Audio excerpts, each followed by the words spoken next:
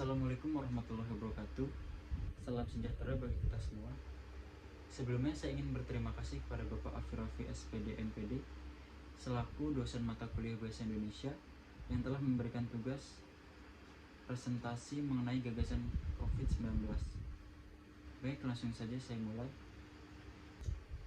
Apa itu COVID-19?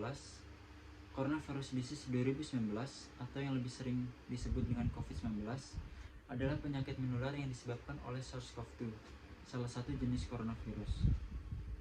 Penderita COVID-19 dapat mengalami demam, batuk kering, dan kesulitan bernafas. Sebagian besar orang yang tertular COVID-19 akan mengalami gejala ringan hingga sedang dan akan pulih tanpa penanganan khusus. Namun, sebagian orang akan mengalami sakit parah dan memerlukan bantuan medis. Virus ini dapat menyebar dari mulut atau hidung orang yang terinfeksi melalui partikel cairan kecil ketika orang tersebut batuk, bersin, berbicara, bernyanyi, atau bernapas. Partikel ini dapat berupa droplet yang lebih besar dari saluran pernapasan hingga aerosol yang lebih kecil. Kita dapat tertular saat menghirup udara yang mengandung virus jika berada di dekat orang yang sudah terinfeksi COVID-19. Kita juga dapat tertular jika menyentuh mata, hidung, atau mulut setelah menyentuh permukaan benda yang telah terkontaminasi. Virus lebih mudah menyebar di dalam ruangan dan di tempat ramai. Sejak kapan ada COVID-19? Sampai saat ini belum diketahui penyebab dari virus corona.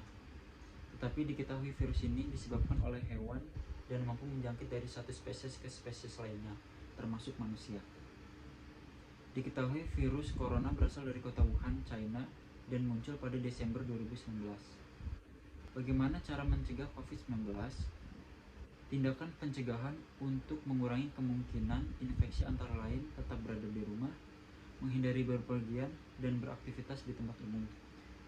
Sering mencuci tangan dengan sabun dan air, tidak menyentuh mata, hidung, ataupun mulut dengan tangan yang tidak dicuci. Bagaimanakah penyebaran COVID-19 di Indonesia?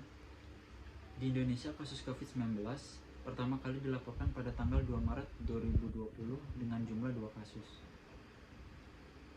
Pada bulan Maret terdapat 1.528 kasus terkonfirmasi positif. Kemudian di bulan April tercatat terdapat 10.118 kasus. Dan pada bulan Mei terjadi lonjakan yang amat sangat tinggi, yakni mencapai 26.473 kasus. Dan seluruh provinsi di wilayah Indonesia telah melaporkan adanya kasus di setiap daerah. Hingga update terakhir pada tanggal 8 November 2021, terdapat 4,25 juta kasus COVID-19. Dikutip dari biofarma.co.id. Bagaimana penanganan COVID-19 di Indonesia? Sejak awal kemunculan pandemi COVID-19 di Indonesia, banyak sekali peraturan demi kesehatan bersama.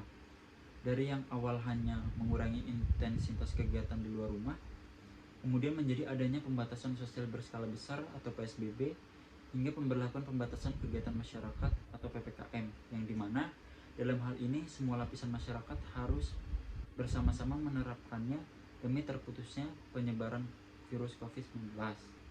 Hingga kini pemerintah terus mengupayakan penanganan COVID, yakni dengan memenuhi kebutuhan vaksinasi. Hingga update terakhir pada tanggal 8 November 2021,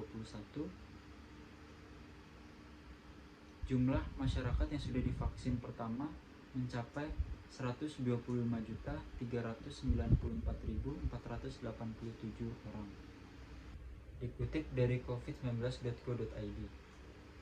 Selain itu, dari sektor ekonomi, pemerintah telah melakukan percepatan dalam penyaluran ragam bantuan sosial atau bansos untuk masyarakat. Serta di sektor lainnya, pemerintah telah mengeluarkan skema-skema kebijakan untuk meminimalisir dampak pandemi. Semuanya dilakukan semata-mata untuk melindungi seluruh masyarakat Indonesia. Demikian presentasi yang dapat saya sampaikan. Mohon maaf bila terdapat banyak kekurangan. Wassalamualaikum warahmatullahi wabarakatuh.